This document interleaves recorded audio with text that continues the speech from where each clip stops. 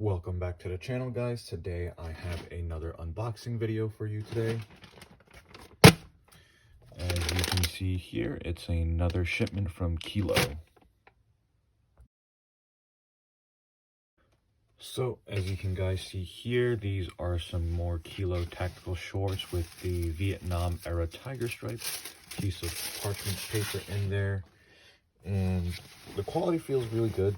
It feels stretchy. I think for future, I might downsize to a small just because the medium does fit me, but it's pretty loose.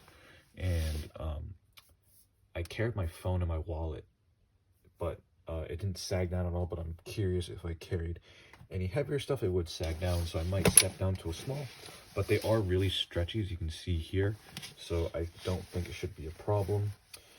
The ties have these metal ends here, which are really nice, because usually what I'd like to do is I'd like to tie a knot in them, so in case I need to make a knot or anything,